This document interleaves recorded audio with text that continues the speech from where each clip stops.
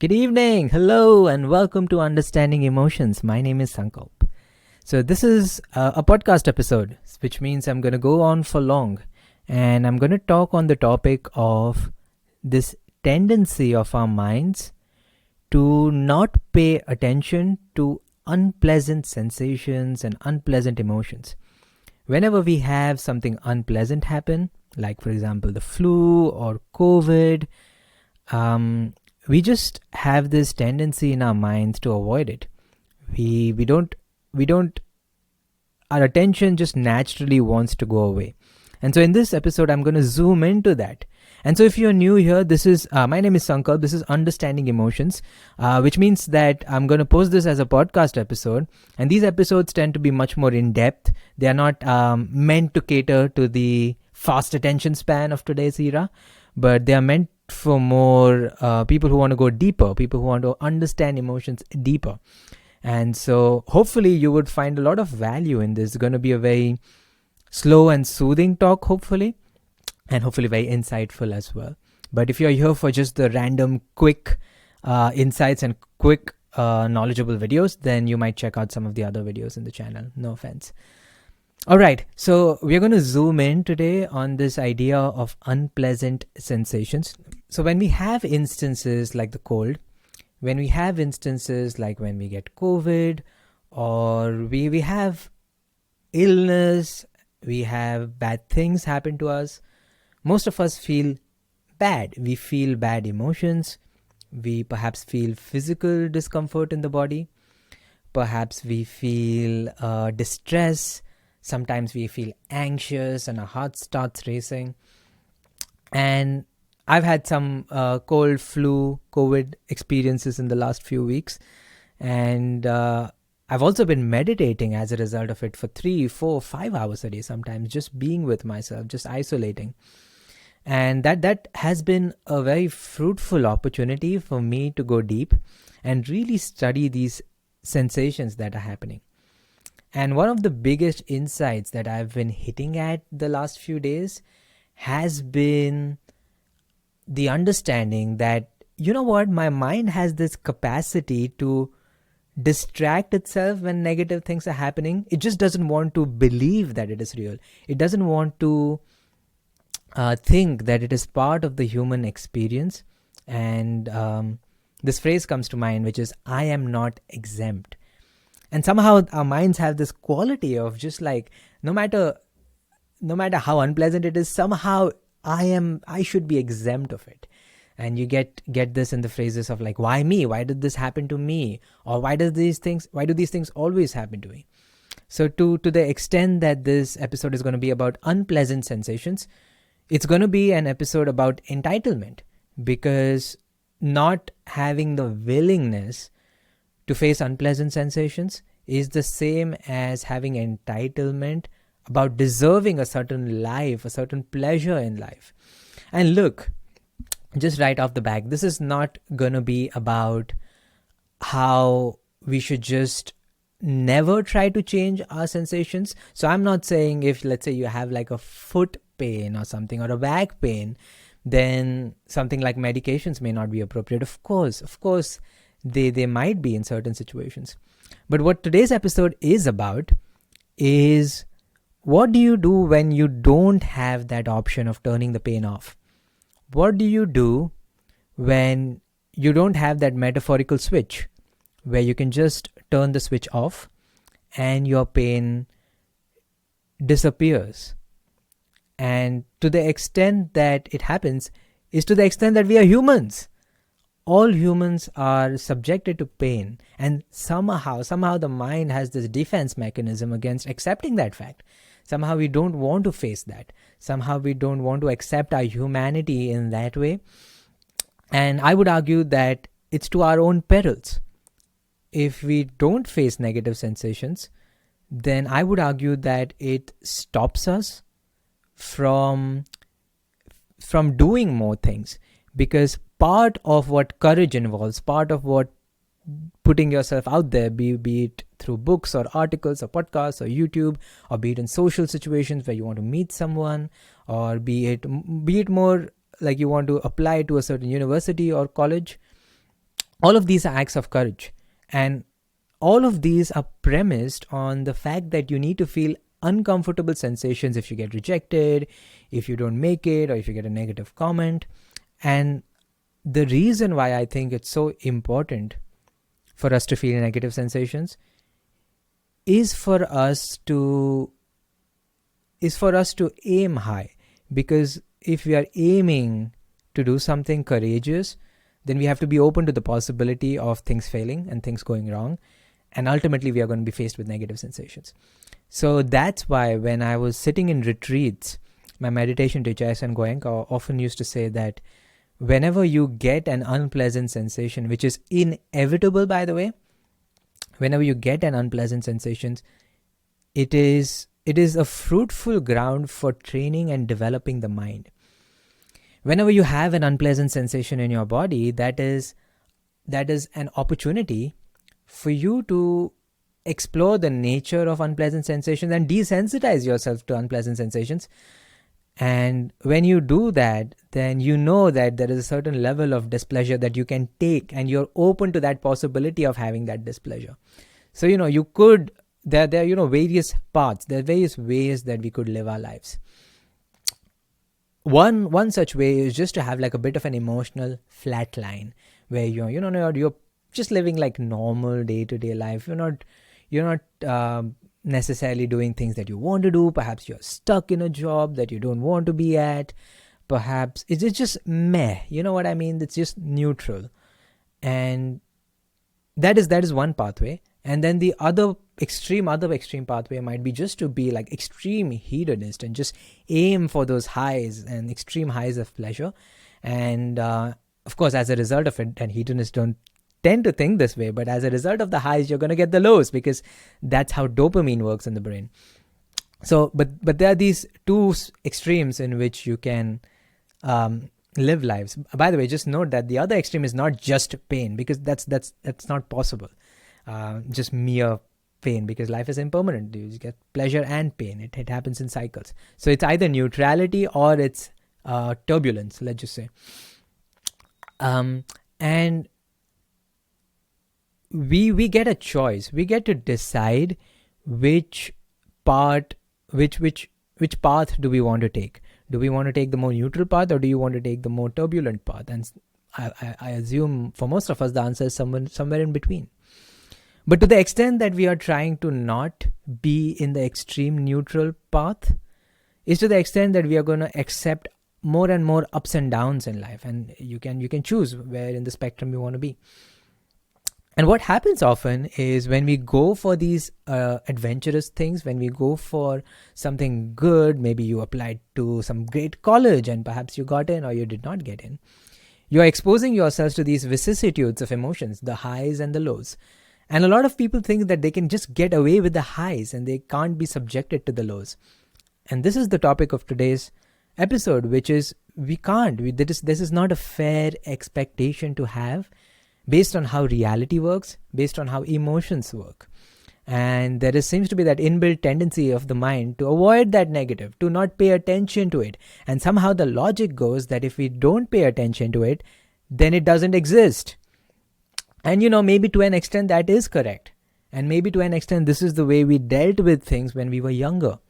Like I sometimes think this is a feature of adulthood. The more and more adult I become, the more and more mature I become, the more and more I'm able to accept that, yes, life is going to involve displeasure.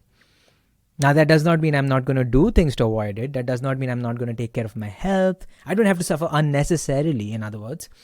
But no matter what I do, there seems to be this nature of suffering, that nature of life itself, that we are subjected to suffering, that we are subjected to pain, and that we are subjected to negative experiences. And the call I'm making today, the invitation I'm making today is, can we just accept that? Can we just open our hearts when pain arises? And for a lot of us, that might seem super contradictory. Like, how can you willingly accept and open yourself to pain? Like, isn't pain supposed to be that aversive, contracted state? And shouldn't we all wish the pain go away?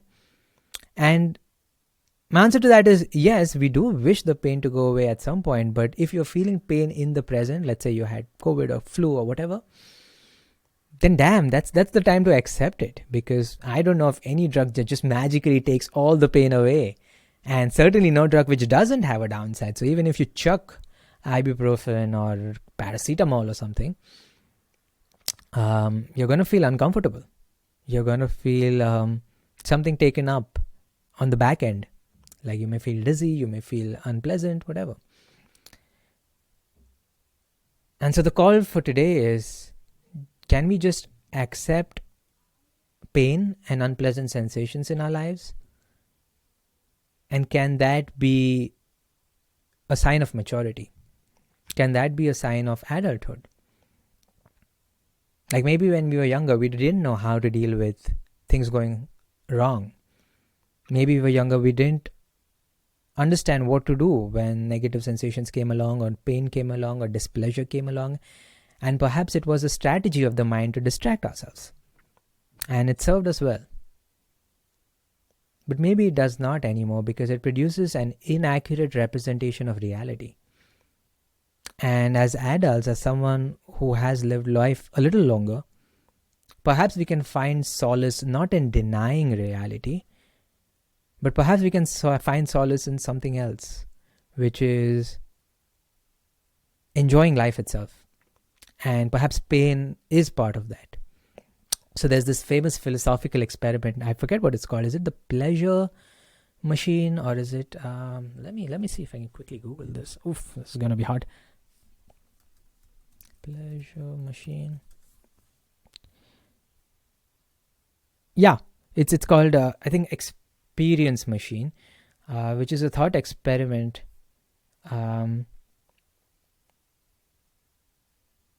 Yeah, so this is a thought experiment. I see from Google that it's introduced by this philosopher called Robert Nozick. I'm sure I'm butchering that name.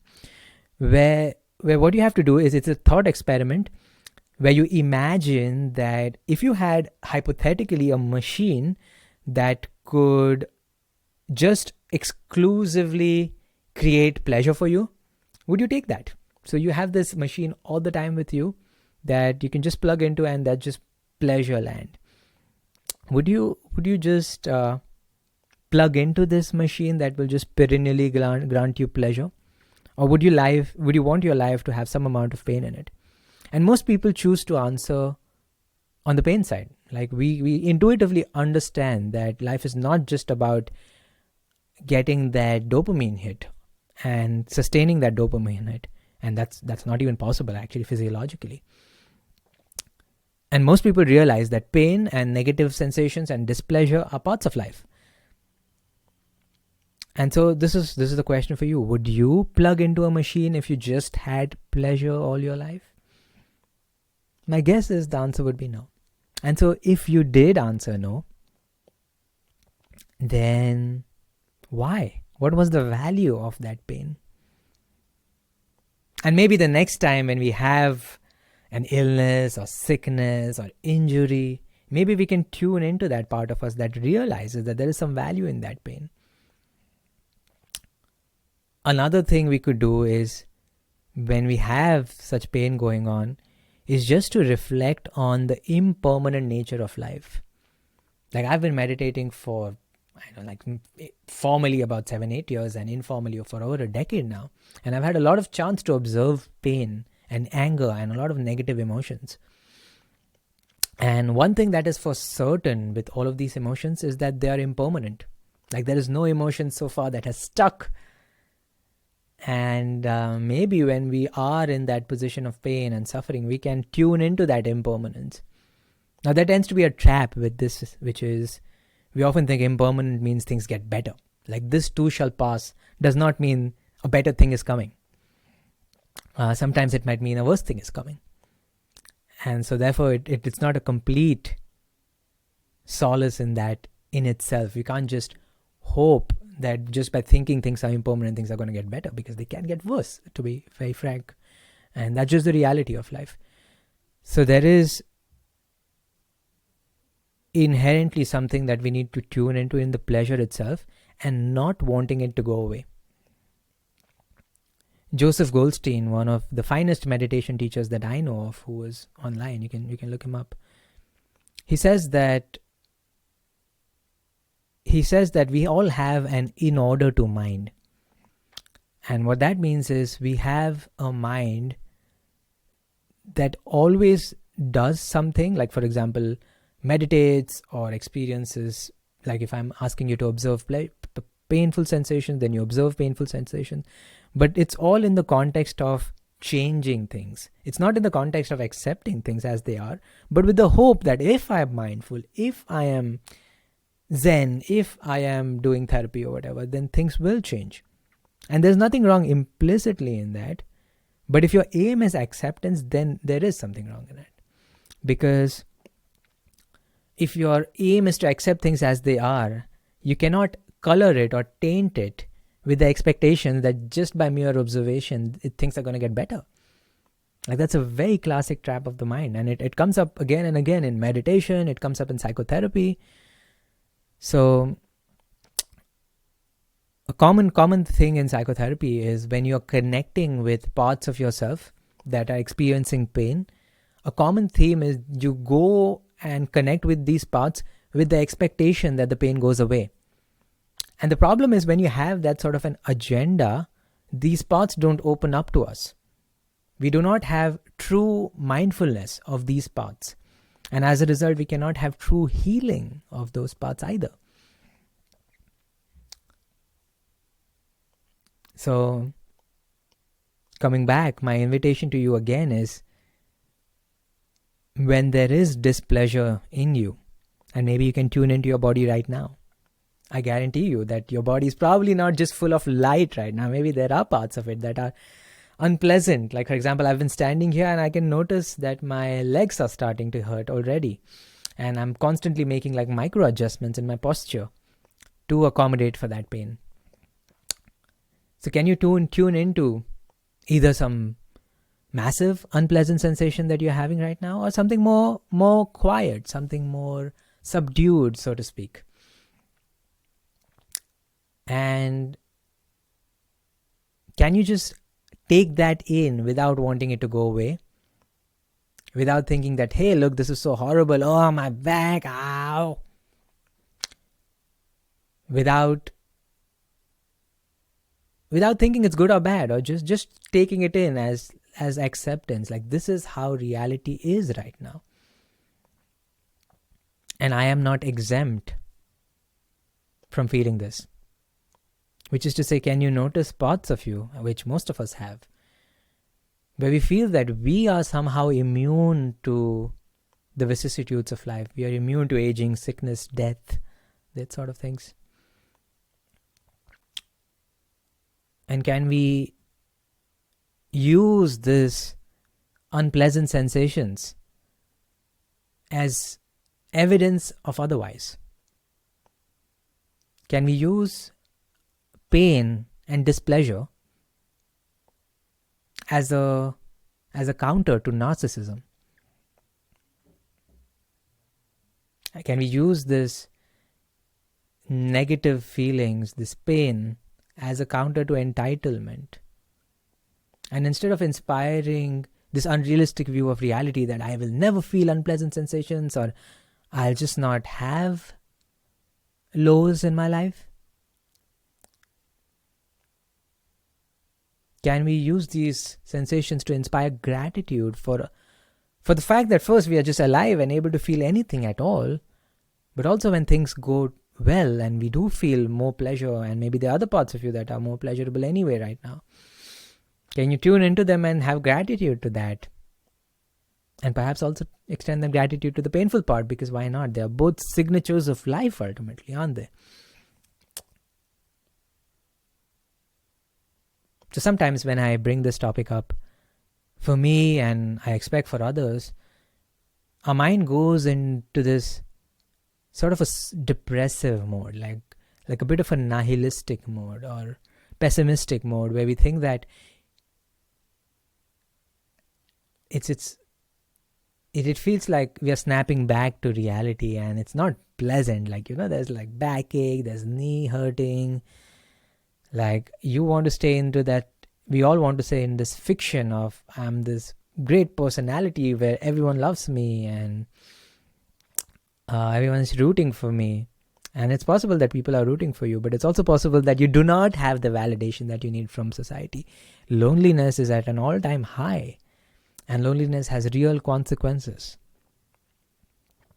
And part of us can get really scared about, oh my good Lord, I do not have as many friends, I'm not feeling the best in my social life. And sure, we can work towards increasing our social life, we can work towards making more connections. But simultaneously, we can also work over accepting that pain and keeping it and taking it as an evidence of the fact that we are living itself, and the fact that it can induce gratitude. And I would argue that accepting that pain fully and knowing that we are not exempt, and knowing that, yeah, I am lonely, or I am feeling displeasure for one reason or the other, I feel brings us back to our humanity. It helps us connect with others. So whenever I notice that whenever I am in touch with my negative sensations, I am just so much more compassionate.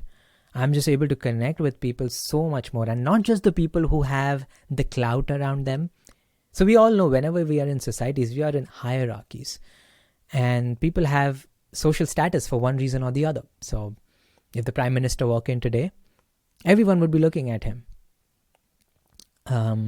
If a famous celebrity walked in today, everyone would be looking at them, and everyone would be wanting to talk to them. And it's easy to have concern or to have a pull towards wanting to know this person, wanting to appease them, wanting to be there for them. Maybe it's a very attractive person, and then we want maybe sexual, we have sexual desires around them. All of that is fine, and it's natural. But I notice whenever I'm in touch with the pain part of me as much I'm in touch with the pleasures, I notice I'm also, my attention is very compassionate even to the people who do not have that social status around them. I'm able to look at many more people who are suffering and genuinely hold them in my awareness. Because, if you're only focused on the pleasure, you're only focused on the rise, then you're only looking up to people who we think have those emotions. Whereas obviously that's an illusion, because everyone is facing unpleasant emotions. But if we only focus on the positives and we sort of get distracted with the negatives, then we sort of become these social creatures attracted towards clout, because our projection is that's the state in which you do not have displeasure, be it a famous celebrity or a politician or whatever. We think they have all the power, so therefore they never feel bad at all. And that's why you see all the trolls going on with famous celebrities, because the illusion there is that these people do not get affected by these trolls. But that's not the case at all. Most people, all people feel negative sensations. And so being in touch with displeasure, being in touch with pain, being in touch with negative sensations all the time, not all the time. I'm not saying we have to induce them, just observing them when they arise.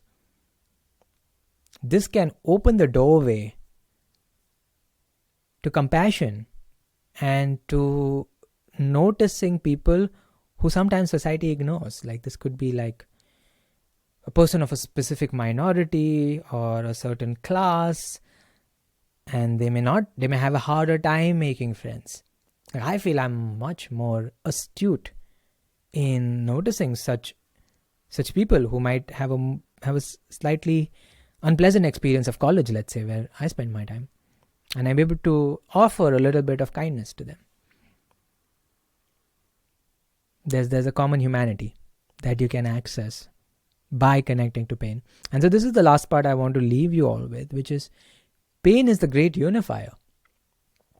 Like, every person feels pain. There's no one who is exempt. And so for me, that creates this common rubric that I can connect to people with. I can meet someone who I've never met before.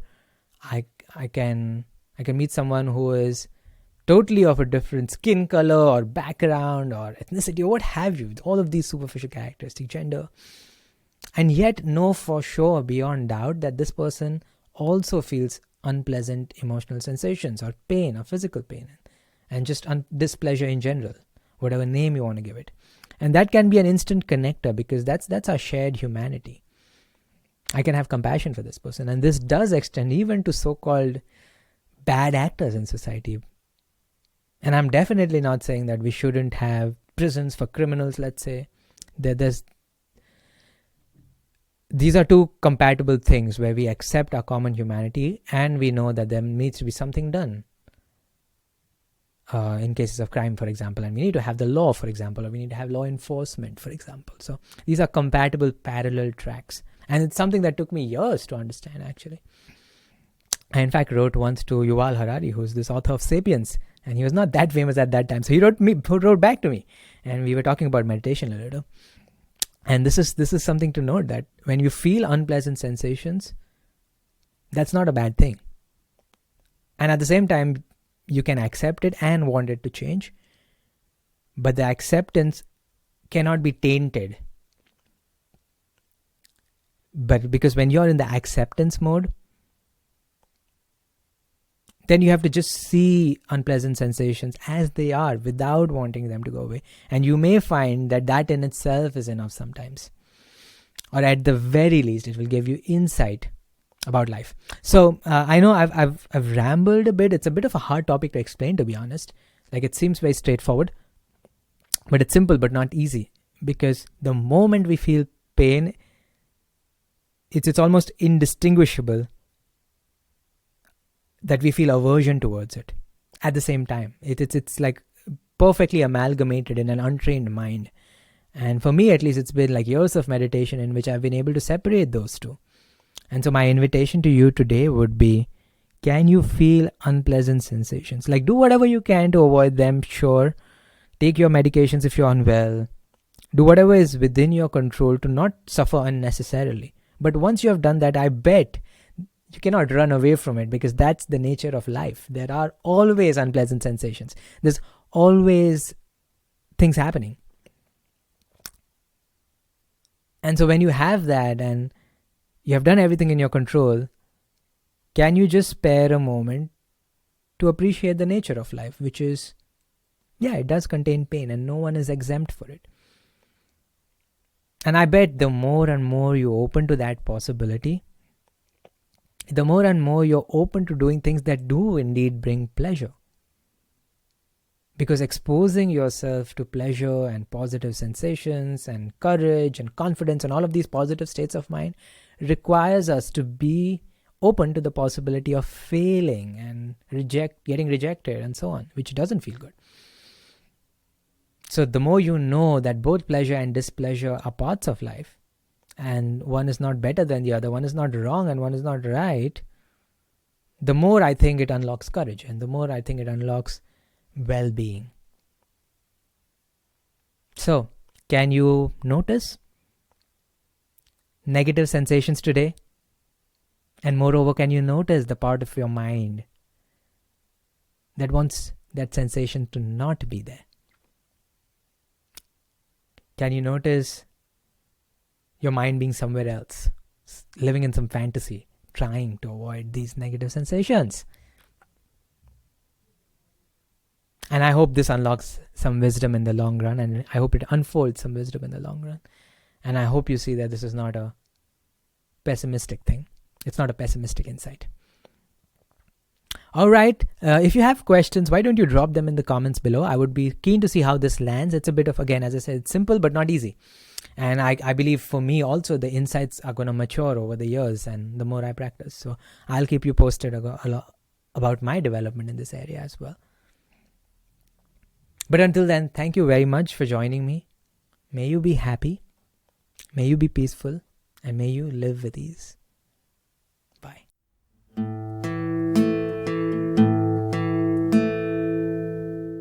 All right, welcome to the after show of Understanding Emotions. If you enjoyed this episode, I would appreciate if you put in a subscribe. If you're watching this on YouTube, just subscribe down below. If you are watching or listening to this on Spotify or some other podcasting channel, subscribe there.